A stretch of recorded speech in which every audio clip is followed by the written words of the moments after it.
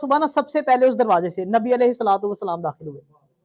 جب انہوں نے نبی علیہ الصلوۃ والسلام کو دیکھا نا تو وہ پکار اٹھے کہ یہ تو صادق ہیں، یہ تو امین ہے۔ نبی علیہ الصلوۃ والسلام نے فرمایا کہ چچا جان، اللہ کی قسم اگر وہ میرے ایک ہاتھ پہ سورج رکھیں اور دوسرے ہاتھ پہ چاند رکھیں تاکہ میں اس کام سے باز آ جاؤں، یعنی دین کی تبلیغ کرنا بند کر دوں، تو پھر بھی میں یہ کام نہیں چھوڑوں گا۔ نبی علیہ الصلوۃ والسلام کسی جگہ تبلیغ کرنے کے لیے جاتے تھے نا، تقریر کرنے لگتے، جب آپ کے پاس کھڑا ہو جاتا، جب نبی علیہ الصلوۃ والسلام تبلیغ فرماتے نا، تقریر کرتے، تو وہ لوگوں کو کہتا کہ اس کی باتوں پہ یقین نہ کرنا، یہ تو دین سے پھرا ہوا ہے۔ تو جب نبی علیہ الصلوۃ والسلام نے دعا فرمائی اور ساتھ میں نا آپ نے بادلوں کو اشارہ کیا، وہ سارے بادل وہاں سے ہٹ گئے، اطراف میں چلے گئے۔ صبح نا سب سے پہلے اس دروازے سے نبی علیہ الصلوۃ والسلام داخل ہوئے۔ جب انہوں نے نبی علیہ الصلوۃ والسلام کو دیکھا نا تو وہ پکار اٹھے کہ یہ تو صادق ہیں، یہ تو امین ہے۔ نبی علیہ الصلوۃ والسلام نے فرمایا کہ چچا جان، اللہ کی قسم اگر وہ میرے ایک ہاتھ پہ سورج رکھیں اور دوسرے ہاتھ پہ چاند رکھیں تاکہ میں اس کام سے باز آ جاؤں، یعنی دین کی تبلیغ کرنا بند کر دوں، تو پھر بھی میں یہ کام نہیں چھوڑوں گا۔ نبی علیہ الصلوۃ والسلام کسی جگہ تبلیغ کرنے کے لیے جاتے تھے نا، تقریر کرنے لگتے، جب آپ کے پاس کھڑا ہو جاتا، جب نبی علیہ الصلوۃ والسلام تبلیغ فرماتے نا، تقریر کرتے، تو وہ لوگوں کو کہتا کہ اس کی باتوں پہ یقین نہ کرنا، یہ تو دین سے پھرا ہوا ہے۔ تو جب نبی علیہ الصلوۃ والسلام نے دعا فرمائی اور ساتھ میں نا آپ نے بادلوں کو اشارہ کیا، وہ سارے بادل وہاں سے ہٹ گئے، اطراف میں چلے گئے۔ ایک دفعہ درود پاک پڑھ لیں، الصلاۃ والسلام علیک یا سیدی یا رسول اللہ وعلی آلک و اصحابک یا سیدی یا حبیب اللہ۔ آج کا جو ہمارا موضوع ہے وہ ہے سیرت النبی صلی اللہ تعالی علیہ وآلہ وسلم۔ سیرت کے حوالے سے آج ہمارا تیسرا لیکچر ہے۔ آج میں انشاءاللہ آپ سے سیرت کے حوالے سے مزید کچھ واقعات جو ہے نا وہ شیئر کروں گا۔ جب نبی علیہ الصلوۃ والسلام کی عمر مبارک 35 سال ہوئی نا، تو خانہ کعبہ میں جو ہے وہ مکہ شریف میں بہت شدید قسم کا سیلاب آیا۔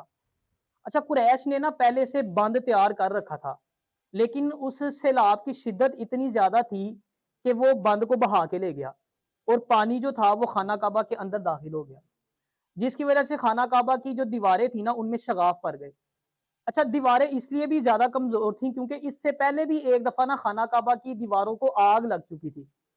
وہ واقعہ اس طرح ہوا کہ ایک خاتون تھی جو کہ خانہ کعبہ کو دھونی دے رہی تھی، تو ایک چنگاری جو تھی نا وہ اڑ کے خانہ کعبہ کے غلاف پر پڑی، اس کی وجہ سے وہ پردے سارے جل گئے اور دیواروں کو بھی آگ لگ گئی۔ تو ایک دفعہ پہلے بھی آگ کی وجہ سے کمزور ہو چکی تھیں، پھر جو ہے وہ پانی جا کے سیلاب کا لگا تو دیواریں بہت زیادہ کمزور ہو گئی۔ تو قریش نے یہ فیصلہ کیا کہ خانہ کعبہ کی جو تعمیر ہے نا وہ نئے سرے سے کی جائے۔ یہ خانہ کعبہ کی چوتھی تعمیر تھی۔ شروع میں آپ نے پڑھا ہوا ہے کہ حضرت ابراہیم علیہ السلام نے جو ہے وہ کی تھی، یہ چوتھی تھی۔ اس بار انہوں نے یہ بھی ڈیسائیڈ کیا کہ خانہ کعبہ کی جو دیواریں ہیں وہ تھوڑی اونچی رکھی جائے اور دروازہ بھی تھوڑا اونچا لگایا جائے تاکہ ہر کوئی شخص جو ہے وہ اس میں داخل نہ ہو سکے، صرف وہی داخل ہو جسے وہ پرمیشن دیں، قریش والے۔ اب انہوں نے اعلان کیا کہ خانہ کعبہ کی تعمیر میں اپنے پاکیزہ مال میں سے سارے حصہ ڈالیں۔ اب ہر قبیلے سے لوگ جو ہے نا وہ پتھر اٹھا کے لاتے رہے۔ نبی علیہ الصلوۃ والسلام نے بھی اس میں پارٹیسپیٹ کیا، آپ بھی جو ہے وہ پتھر اٹھا کے لاتے رہے۔ اور خانہ کعبہ کی جو چھت تھی نا اس کے لیے لکڑی کی ضرورت تھی۔ اللہ پاک نے بڑا بہترین سبب پیدا کیا، مکہ کا ساحل تھا، اس کے ساتھ ایک جہاز آگے ٹکرا گیا، وہ کسی رومی تاجر کا جہاز تھا، تباہ ہو گیا، لکڑی ظاہری بات ہے وہ ساری ویسٹ ہو گئی اس کی۔ تو قریش کو جب پتہ چلا نا، جا کے انہوں نے اس سے معاہدہ کیا اور وہ لکڑی خرید لی۔ اس لکڑی کو پھر جو ہے نا وہ خانہ کعبہ کی چھت کے لیے استعمال کیا گیا تھا۔ اچھا، جب خانہ کعبہ کی تعمیر حجر اسود تک پہنچی نا، وہاں پہ پھڈا ڈال گیا ایک، کیونکہ یہ بڑی سعادت کی بات تھی کہ کون جو ہے وہ اس مبارک پتھر کو اٹھا کے اس کی جگہ پہ رکھے، کیونکہ وہ عام پتھر تو تھا نہیں، وہ کہاں کا پتھر تھا آپ کو پتہ ہے نا، جنت کا تھا۔ اب ہر قبیلہ یہ چاہتا تھا کہ یہ سعادت اس کے حصے میں آئے۔ اب یہ لڑائی اتنی زیادہ بڑھ گئی کہ قتل و غارت تک بات پہنچ گئی، تلواریں نکل آئیں، سارے لوگ جو ہے وہ حرم میں اکٹھے ہو گئے۔ اب ان میں نا ایک شخص ابو امیہ بن مغیرہ بھی تھا، جسے حذیفہ بھی کہا جاتا تھا۔ یہ جو ہے نا وہ قریش کا سینئر بندہ تھا، عمر میں زیادہ تھا اور قابل اعتبار تھا، نیک سیرت بندہ تھا، لوگ اعتبار کرتے تھے اس پہ۔ اچھا، اس نے نا ایک سجیشن دی، اس نے کہا ایسا کرو کہ صبح جو ہے نا حرم میں جو بندہ سب سے پہلے، حرم کا ایک دروازہ تھا صفا نامی، اس نے کہا جو وہاں سے داخل ہوگا نا اس سے فیصلہ کرا لو اس کا، پھر اعتراض کوئی نہ کرے۔ صاحب نے کہا ٹھیک ہے، ہم اس پہ جو ہے وہ متفق ہے۔ اچھا، اللہ پاک کا کرم دیکھیں، صبح نا سب سے پہلے اس دروازے سے نبی علیہ الصلوۃ والسلام داخل ہوئے۔ جب انہوں نے نبی علیہ الصلوۃ والسلام کو دیکھا نا تو وہ پکار اٹھے کہ یہ تو صادق ہیں، یہ تو امین ہے، کیونکہ اس سے پہلے بھی قریش والے جو تھے نا وہ نبی علیہ الصلوۃ والسلام سے اپنے فیصلے کروایا کرتے تھے، اور نبی علیہ الصلوۃ والسلام آپ کو پتا ہے ہمیشہ انصاف پر مبنی فیصلہ فرماتے تھے، تو وہ سارے ایگری کر گئے، انہوں نے کہا یہ تو مسئلہ حل ہو گیا ہمارا، انہوں نے کہا ٹھیک ہے ہم ان سے فیصلہ کروانے کے لیے تیار ہیں۔ اب نبی علیہ الصلوۃ والسلام نے انہیں حکم دیا کہ ایک چادر لے کے آؤ، وہ چادر لے آئے، نبی علیہ الصلوۃ والسلام نے ان سے کہا کہ ہر قبیلے سے نا ایک ایک بندہ نومینیٹ کرو، جو چاروں اطراف سے کونے چادر کے نا پکڑ لیں گے، تو وہ بندے بھی آ گئے۔ اب نبی علیہ الصلوۃ والسلام نے وہ مبارک پتھر اٹھا کے نا چادر کے اوپر رکھا، انہوں نے کہا کہ یہ چادر جو ہے نا وہ خانہ کعبہ کے قریب لے گئے۔ جب وہ اس چادر کو خانہ کعبہ کے قریب لے گئے تو نبی علیہ الصلوۃ والسلام نے اس پتھر کو اٹھا کے اس کی جگہ پہ رکھ دیا۔ تو اس طرح سے نبی علیہ الصلوۃ والسلام نے انصاف پر مبنی فیصلہ فرمایا اور اس جھگڑے کو ختم فرمایا۔ جب نبی علیہ الصلوۃ والسلام کی عمر 40 سال ہوئی نا تو اللہ پاک نے نبی علیہ الصلوۃ والسلام کو نبوت عطا فرمائی۔ اچھا، وحی کا آغاز اس طرح سے ہوا کہ نبی علیہ الصلوۃ والسلام کو سچے خواب آتے تھے، رات کو آپ جو خواب دیکھتے تھے وہ سچ ہو جایا کرتا تھا۔ ابتدا اس طرح ہوئی، 6 ماہ تک نا یہی سلسلہ چلتا رہا۔ پھر ایک دن نبی علیہ الصلوۃ والسلام غار ہیرا میں عبادت میں مصروف تھے، ذکر و اذکار میں مصروف تھے، تو جبرائیل امین جو ہے نا وہ تشریف لائے اور آ کے نبی علیہ الصلوۃ والسلام سے کہا اقرا، پڑھو۔ تو نبی علیہ الصلوۃ والسلام نے فرمایا کہ میں پڑھنا نہیں جانتا۔ تو جبرائیل امین نے جو ہے نبی علیہ الصلوۃ والسلام کو اپنے سینے سے لگایا اور زور سے دبایا، پھر فرمایا کہ اقرا۔ نبی علیہ الصلوۃ والسلام نے پھر فرمایا کہ میں پڑھنا نہیں جانتا۔ 3 مرتبہ اس طرح ہوا، تیسری بار پھر جو پوری صورت جو ہے وہ نازل ہو گئی، اقرا بسم ربک الذی خلق خلق الانسان من علق، یہ پوری صورت جو ہے نا وہ نازل ہوئی۔ ابتدا جو ہے وہ اس طرح ہوئی تھی۔ اچھا، یہ وہی جو ہے نا یہ قرآن کا نازل ہونا یہ کوئی معمولی بات نہیں تھی۔ لیکن قرآن پاک میں اللہ پاک ارشاد فرماتا ہے نا جس کا مفہوم ہے کہ اگر اس قرآن کو میں کسی پہاڑ پہ نازل کرتا تو وہ بھی ریزہ ریزہ ہو جاتا۔ ہاں بالکل، تو وہ چیز جو پہاڑ پہ بھی اگر نازل ہوتی تو وہ بھی ریزہ ریزہ ہو جاتا، تو وہ نبی علیہ الصلوۃ والسلام کے دل مبارک کے اوپر نازل ہوا۔ یہ کوئی اتنا آسان کام نہیں تھا۔ میں اس کو شور کر رہا ہوں، اس کے بعد آپ نے پڑھا ہوگا واقعہ کس طرح نبی علیہ الصلوۃ والسلام کی طبیعت خراب ہوئی، آپ کو سردی محسوس ہوئی، وہ ایک پوری پھر ڈیٹیل ہے، اس طرف میں نہیں جاتا کیونکہ شارٹ شارٹ کرنا چاہ رہے ہیں۔ تو یہ کوئی معمولی بات نہیں تھی، یہ بھی ایک معجزہ تھا جو اللہ پاک نے نبی علیہ الصلوۃ والسلام کو عطا فرمایا۔ اچھا، جب نبی علیہ الصلوۃ والسلام نے نبوت مطلب اللہ پاک نے نبوت سے آپ کو سرفراز فرمایا نا، تو سٹارٹ میں جو ہے نا وہ 3 سال تک نبی علیہ الصلوۃ والسلام نے اسلام کی خفیہ تبلیغ فرمائی، اعلان نبوت نہیں کیا، اعلانیہ طور پہ سب کو نہیں بتایا، چھپ چھپ کے جو ہے وہ تبلیغ ہوتی تھی۔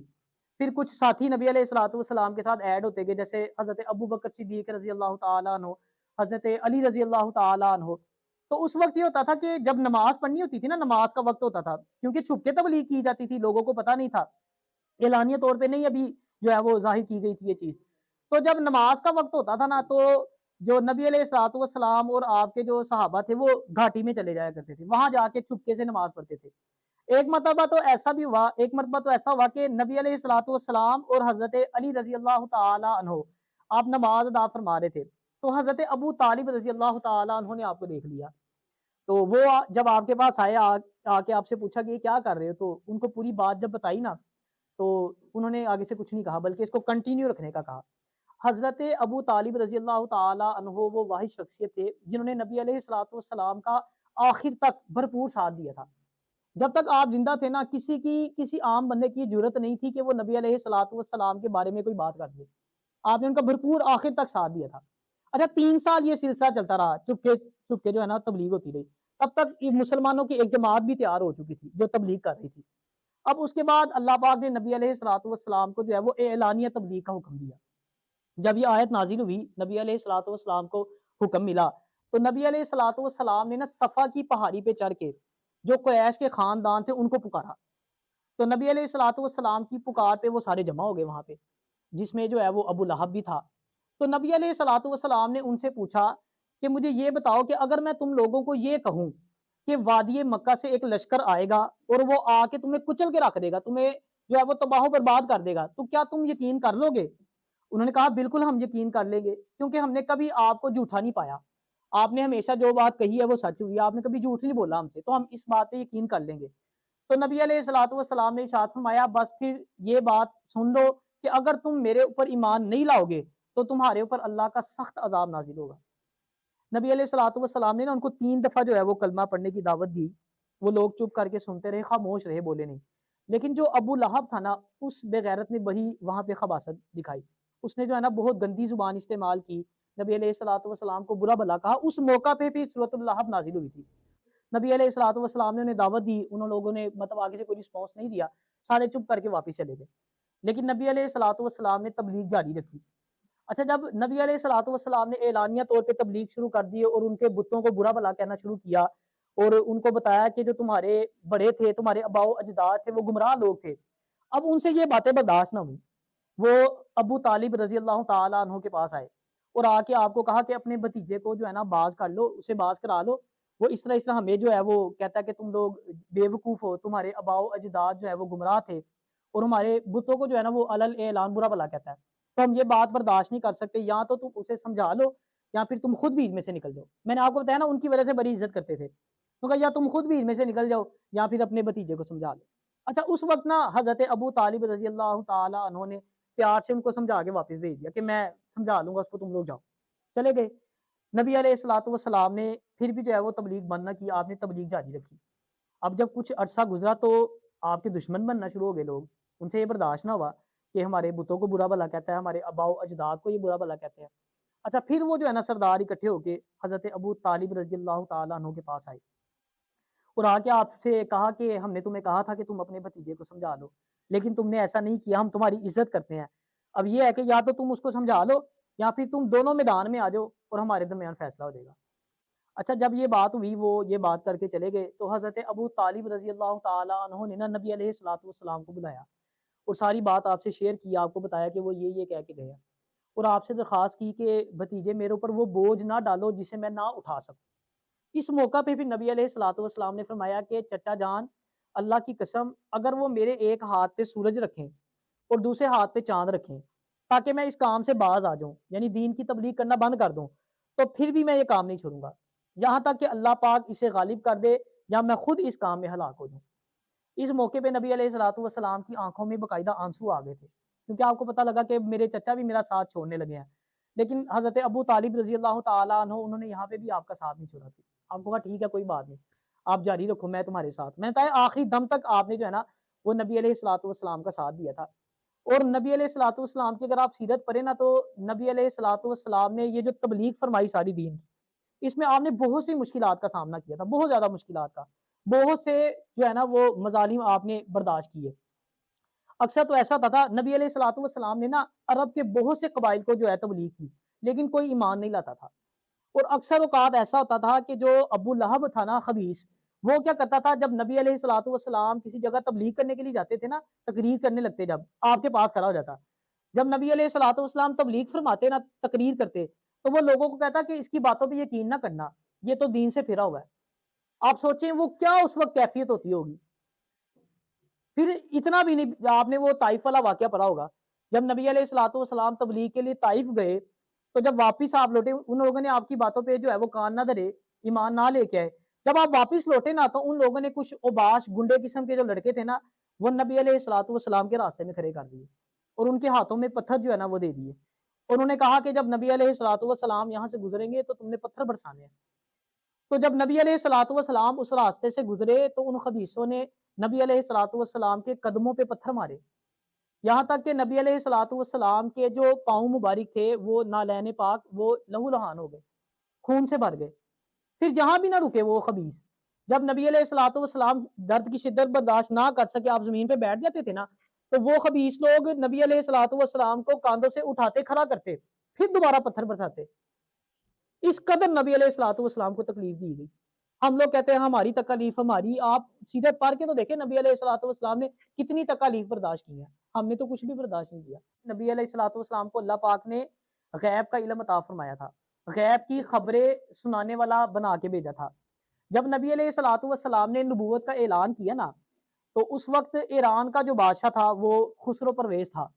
اسے جب یہ خبر ملی نا، تو اس نے جو یمن کا حاکم تھا نا، اس کا نام تھا کیسرا، اس نے اسے حکم دیا کہ نبی علیہ الصلوۃ والسلام کو خط لکھو اور انہیں کہو کہ نبوت جو آپ نے نبوت کا اعلان کیا اس سے باز آ جائے، اگر وہ باز نہیں آتے تو ناؤز باللہ ان کا سر کاٹ کے مجھے بھیج دو.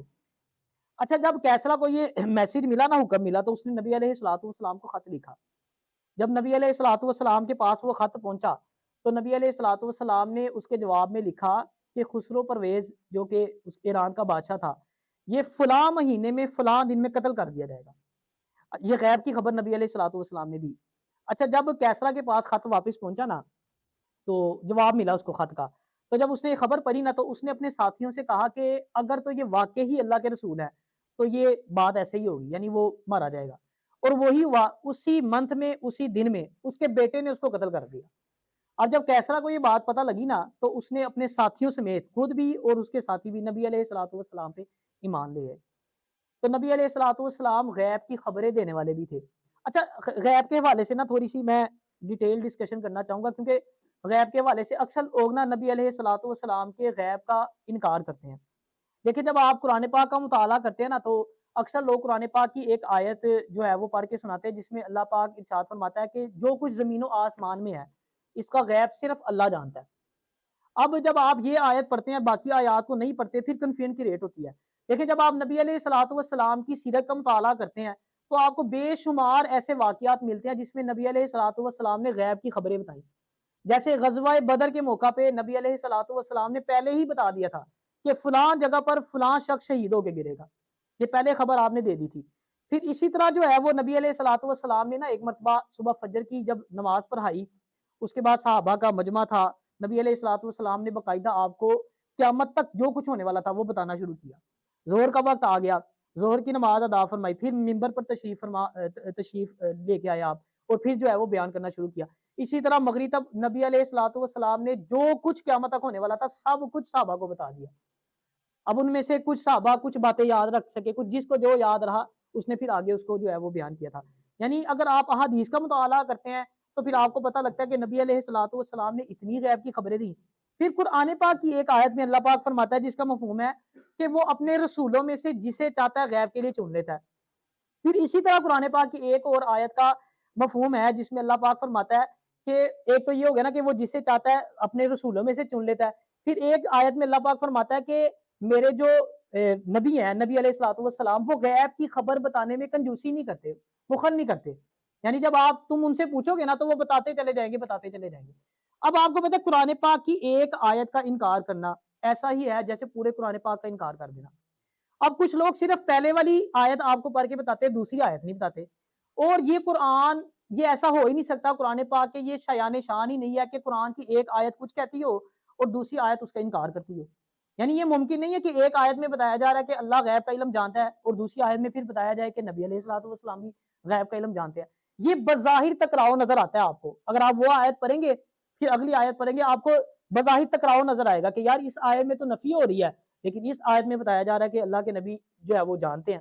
تو اس میں علماء پھر اس کی تشریح فرماتے ہیں کہ اس کا جو مطلب ہے نا، اس آیت کا جو پہلی آیت ہے اس سے باقی آیات، اس کی تشریح اس طرح کرتے ہیں کہ اللہ تعالیٰ کا جو علم ہے نا وہ ذاتی ہے، اور نبی علیہ الصلوۃ والسلام کا جو علم غیب ہے وہ کیا ہے؟ عطائی ہے. پھر اللہ کا جو غیب کا علم ہے نا، اللہ کا جو علم ہے وہ ہمیشہ سے ہے، ہمیشہ رہے گا. لیکن باقی سب کا ہمیشہ تو نہیں ہے، جب تک اللہ کی مرضی ہوگی تب تک رہے گا. پھر خدا کا علم جو ہے وہ ان لمیٹڈ ہے. کوئی جانتا ہے کہ اللہ کے پاس کتنا علم ہے؟ کوئی نہیں جانتا. لیکن باقی جس کو اللہ نے عطا کیا وہ اتنا ہی جانتا ہے جتنا اللہ پاک نے اس کو عطا کیا، اس سے زیادہ نہیں وہ جان سکتا. پھر آپ دیکھیں نا قرآن پاک کی ایک آیت میں اللہ پاک فرماتا ہے نا کہ جو عزت ہے وہ صرف اللہ کے لیے ہے. پھر قرآن پاک کی ایک آیت میں اللہ پاک فرماتا ہے عزت جو ہے وہ اللہ کے لیے ہے، اللہ کے رسول کے لیے ہے اور مومنین کے لیے بھی ہے. اب بظاہر یہ ٹکراؤ آپ کو نظر آ رہا ہے کہ ایک جگہ اللہ فرما رہا ہے کہ عزت صرف میرے لیے ہے، خدا کے لیے ہے. پھر ایک جگہ اللہ پاک قرآن پاک میں آپ نے یہ بھی پڑھا ہوگا وَتُعِزُّ مَن تَشَاءُ وَتُذِلُّ مَن تَشَاءُ، جسے اللہ چاہتا ہے عزت عطا فرماتا ہے، جسے چاہتا ہے عزت نہیں دیتا، ذلیل کر دیتا اس کو. بظاہر ٹکراؤ نظر آتا ہے، لیکن اس کی تشریح کیا ہے کہ اللہ کی جو عزت ہے وہ کیا ہے؟ ذاتی ہے، اور ہماری کیا ہے؟ عطائی ہے. اللہ جسے چاہے گا عزت عطا فرما دے گا، جسے چاہے گا وہ ذلیل کر دے گا. پھر آپ دیکھیں نا اس زمین و آسمان میں جو کچھ ہے اس کا مالک کون ہے؟ تو ہم بندے کو نہیں کہتے کہ یہ نعمان اس بائک کا مالک ہے، یہ فلاں شخص جو ہے اس گھر کا مالک ہے، ہم نہیں کہتے. اب کیا یہ شرک ہو گیا؟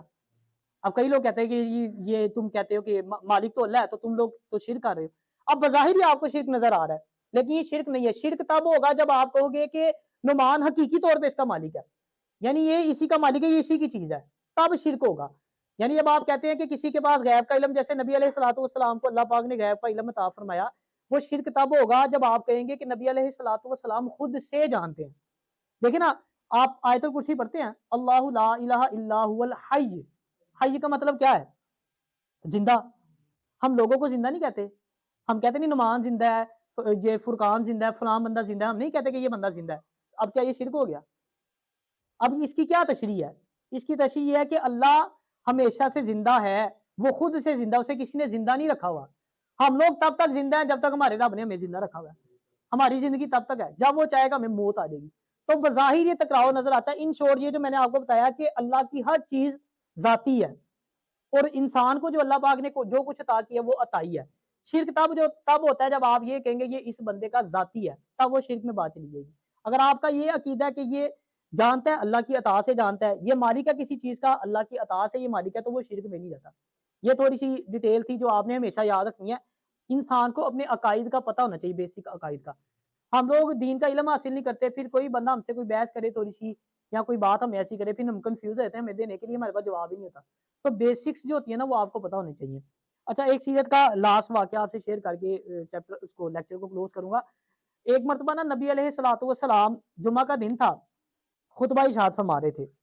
تو ایک صحابی نا نبی علیہ الصلوۃ والسلام کے پاس حاضر ہوئے اور عرض کی کہ پیارے آقا، کافی ٹائم ہو گیا بارش نہیں برسی، تو فصلیں جو ہے وہ سوکھ گئی ہیں اور جو جانور ہیں وہ پیاسے ہیں، تو آپ دعا فرما دیجئے کہ اللہ پاک جو ہے نا وہ بارش برسا دے. اچھا، اب یہاں پہ بھی ایک چیز یاد رکھیے گا کہ جو لوگ کہتے ہیں کہ ڈائریکٹ اللہ سے مانگنے پہ اعتراض کرتے ہیں، حقیقت میں ایک میں نے عقیدہ آپ کو بیسک بتا دیا ہے. اللہ کی ذات، اس کی صفات میں کوئی بندہ شریک نہیں ہو سکتا. جب آپ شریک کریں گے تو وہ واقعی شرک ہو جائے گا، وہ کفر ہو جائے گا. یعنی جب آپ یہ کہتے ہیں کہ ایک بندہ خود سے دیتا ہے، اپنے پاس سے دیتا ہے. اب دیکھیں نا، ایک صحابی جو ہے جن کی میں نے آپ کو بات بتائی، وہ نبی علیہ الصلوۃ والسلام کے پاس حاضر ہوئے، آپ سے کہا پیارے آقا آپ دعا فرمائیے بارش نہیں ہو رہی. اب وہ صحابی ڈائریکٹ اللہ سے بھی تو مانگ سکتے تھے، اللہ سے ڈائریکٹ بھی تو دعا کر سکتے تھے نا. مسجد میں تو جمعہ اور نماز پر کہ اللہ تعالیٰ سے ڈائریکٹ دعا مانگتے. لیکن یہاں سے پتہ لگتا ہے کہ صحابی کا عقیدہ تھا کہ نبی علیہ الصلوۃ والسلام عطا کرتے ہیں، لیکن کس طرح عطا کرتے ہیں؟ اللہ کی عطا سے، خود سے نہیں. یہ بات آپ نے بیسک چیز یاد رکھنی ہے. جب آپ کہیں گے خود سے ایک بندہ دیتا ہے وہ شرک ہوتا ہے. یہ صحابہ کا عقیدہ تھا، اسی لیے تو نبی علیہ الصلوۃ والسلام کے پاس آئے نا.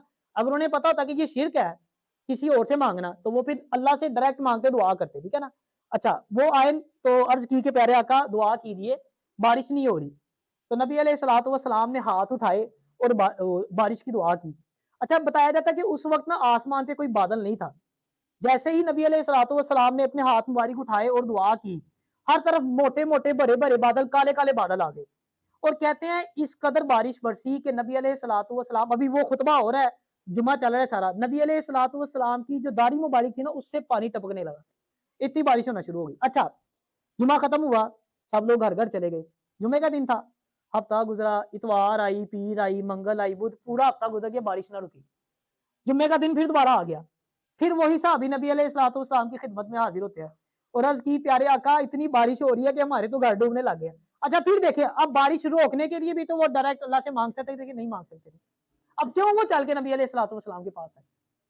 یہ صحابہ کا عقیدہ ہے. میں بتانا چاہ رہا ہوں کہ یہ صحابہ کا بھی عقیدہ تھا. یہ شرک میں نہیں چلا جاتا.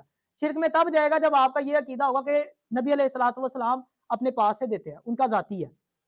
صحابی نے جب بارش برسانے کی بات آئی تب بھی نبی علیہ الصلوۃ والسلام کے پاس گئے، روکنے کے لیے بھی نبی علیہ الصلوۃ والسلام کے پاس جا کے جو ہے وہ عرض کی کہ پیارے آقا آپ دعا فرمائیے بارش رک جائے، ہمارے گھر ڈوب رہے ہیں. تو نبی علیہ الصلوۃ والسلام نے ہاتھ اٹھایا اور دعا کی کہ یا اللہ ہمارے اوپر سے بارش رک جائے اور اطراف میں چلی جائے، سائڈوں میں چلی جائے. اچھا، آپ کو پتا ہے نا کہ جو شہر ہوتے ہیں، شہروں کے ارد گرد فصلیں ہوتی ہیں، کھیت ہوتے ہیں. لاہور ہے نا، اس کے ارد گرد آپ چلے جائیں، شیخو پورے والی سائڈ پہ چلے جائیں، اطراف میں آپ کو فصلیں ملیں گی، وہاں بارش کی ضرورت ہوتی ہے. تو جب نبی علیہ الصلوۃ والسلام نے دعا فرمائی اور ساتھ میں نا آپ نے بادلوں کو اشارہ کیا، وہ سارے بادل وہاں سے ہٹ گئے، اطراف میں چلے گئے. اب جو بندہ مدینے کے باہر سے شہر میں آتا تھا، مدینے میں آتا، وہ آگے بتاتا تھا کہ باہر تو بارش ہو رہی ہے بڑی تیز. یعنی مدینہ میں پھر بارش رک گئی اور اطراف میں جو ہے نا وہ بارش ہونا شروع ہو گئی. تو یہ کچھ تھے خوبصورت واقعات جو آپ سے شیئر کیے. نیکسٹ میں انشاءاللہ میں نے آپ کو بتایا تھا یہ پوری ہم سیریل جو ہے وہ چلائیں گے. اس کی میں بک ریڈ کر رہا ہوں، تو جیسے جیسے میں تھوڑا تھوڑا پڑھتا جاؤں گا آپ سے شیئر کرتا جاؤں گا. تو پڑھا کریں، خود بھی سنا بھی کریں اور دوسروں تک بھی پہنچایا کریں. میں نا ایک سیریل کی بک، یہی بلکہ اسی بک کے نا سٹارٹ میں نے ایک بڑی اچھی بات پڑھی، یہ آپ لوگوں کے لیے سبق ہے.